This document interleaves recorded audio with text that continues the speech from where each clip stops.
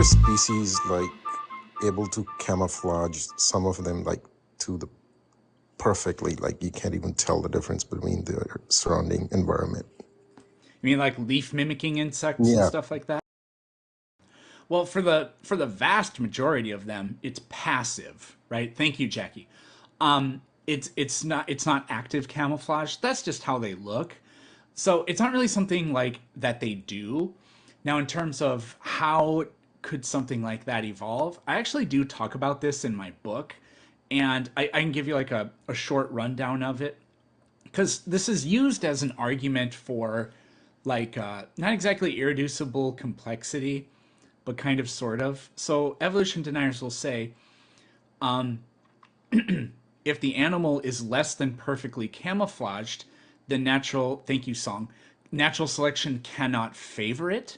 So you cannot get these gradual increments up until the perfect camouflage. Now, that's completely wrong because what this argument imagines is that you we have fully camouflaged insects and then ones that aren't fully camouflaged, and so natural selection wouldn't favor them. But that's not how it works. Instead, we have insects that aren't camouflaged like at all versus some that have partial camouflage. Thank you, Matt. Obviously, the partial camouflage is more favorable than no camouflage. And by partial, it can literally start with the insects.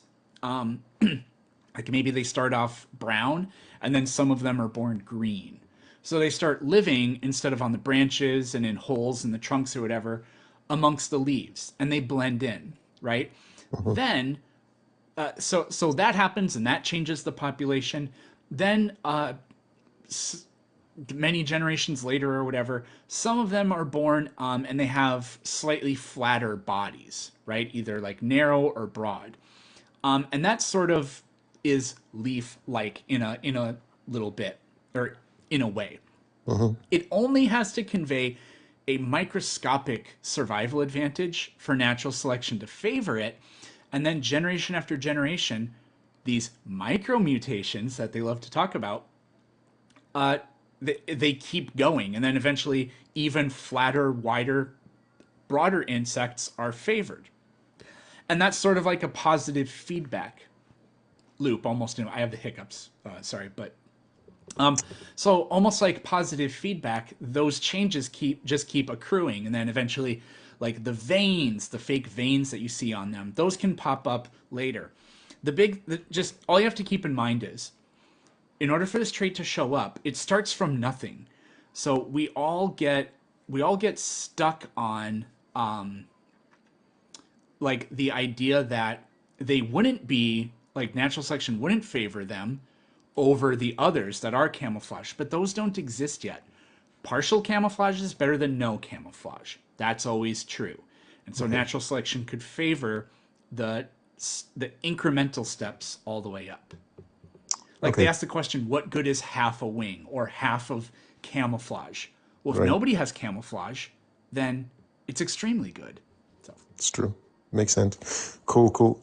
But what about like some others like octopus or I think some other marine that are able to adapt instantly so uh, to their environment? How does that's that done work? with what are called chromatophores. Called um, there's I think those work in two different ways. So they have sort of like a basement layer of skin, and there are basically there's two or three different. They're basically little clusters of cells, little goblets almost of cells, and they have a color to them. It's sort of like pixels on a TV screen, Hmm. right? The pixels have a set color that does not change. Well, you can change whether which which of the RGBs are turned on, but whatever. So all that happens is that those get bigger or smaller, and so by manipulating those, making them bigger or smaller, that can like turning on the different combinations of RGB pixels on a or a LCD screen, that changes the color. Do I think there could be microorganism life on Saturn and Jupiter's moons that have water? I Look, there's a lot we don't know about those bodies. For Europa,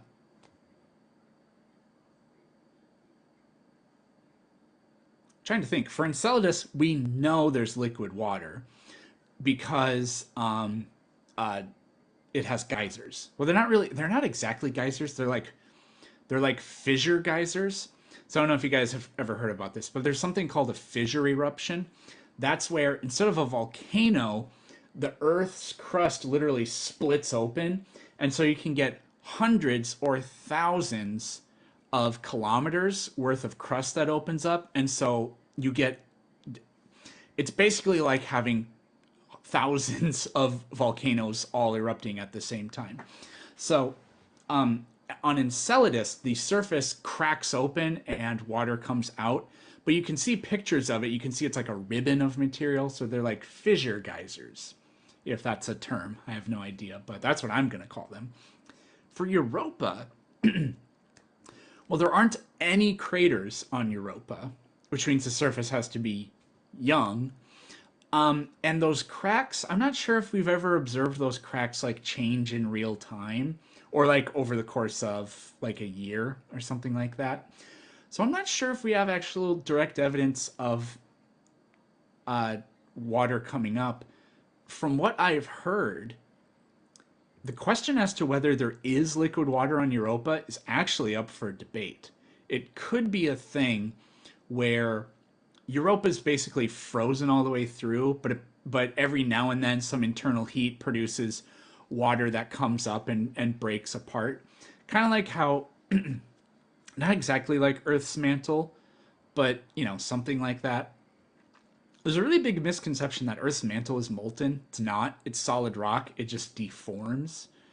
So perhaps Europa is something like that. We just don't know yet. Wasn't religion started because we couldn't explain stuff, so we made up something to explain it?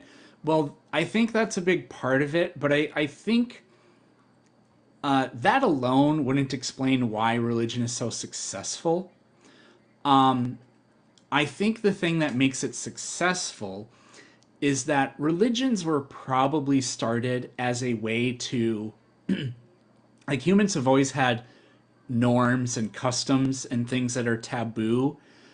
There's tons of anthropology and neuroscience and psychology that supports this. And religions were probably ways of people to rationalize the rules that they have. It's not exactly an explanation. Like a lot of the religions probably just started off as little clubs that people were part of. Like, look, we believe in these things, and these are extremely important. Like we really believe that if you don't, I don't know, like incest taboos are that's an extremely common component of religions, but it's also like common sense, right? Even to people living a very long time ago, it was sort of common sense until you get to the European monarchies, that is. So like originally they just probably had these extremely like strict and important rules for it, and then it just metamorphosizes over time. It just becomes its own thing, and so I think that's probably the reason why religions are so successful. Community is the only thing religion has going for it. Yeah, it is an extremely good advantage, though. Religious people are generally, I mean, if we can take the survey data results to be accurate, which I think they probably are, they're genuinely more happy than other people and probably more successful because they have a network and because humans, even if you think that you're the kind of person that just wants to be left alone or whatever, that's not human nature, right? So, kind of the problem, and I think fundamentally, Jonathan Haidt talks about this in his really great book. What the hell is that book called? The Righteous Mind. That like conservatives and evangelicals have this huge advantage. Actually, I don't. I know he taught. There's a chapter in that book called "The Conservative Advantage," But now that I think about it, I actually don't remember what his argument was because it's been so long since I read that book. But what I've always thought is that, is the left is correct on, like, history shows that the left has been correct on most things. Like, especially progress or like social progressive ideas, those have been victorious throughout all of history.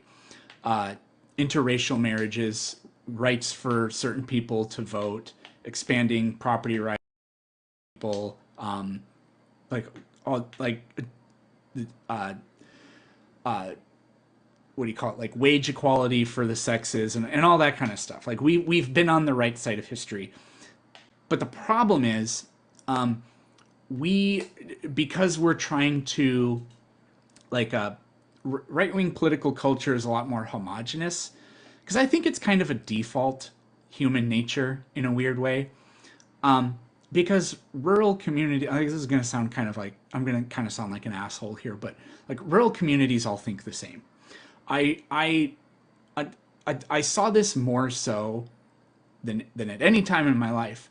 When you guys can look up a political map from this, I don't know if anybody remembers when Roy Moore ran for the senator of Alabama. And he's a guy that, like, openly admitted when he was like 30 something years old, he was dating 17-year-old girls and stuff like that.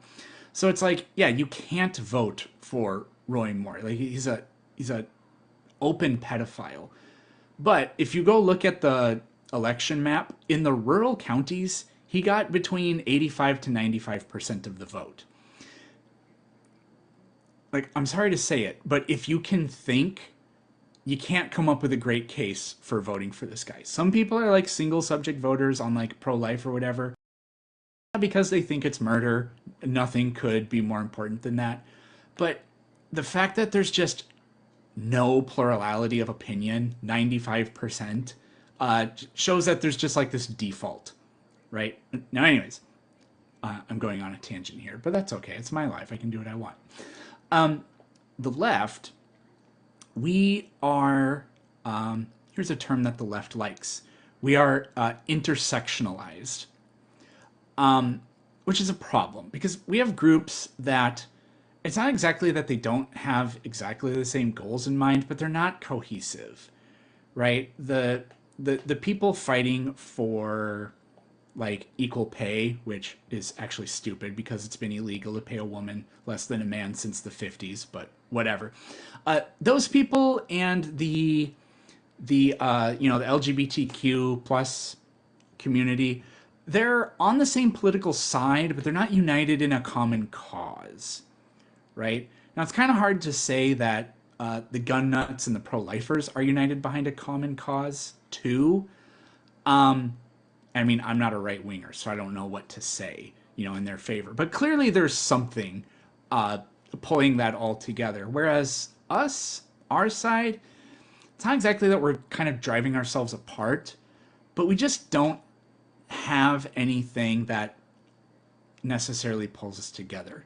I feel like there aren't secular churches, and so you don't get a unifying message one day a week, and that is our fundamental disadvantage. But despite that, community or progress happens. Do you think most, if not all, of these subjects have a political element? Kind of, in a way.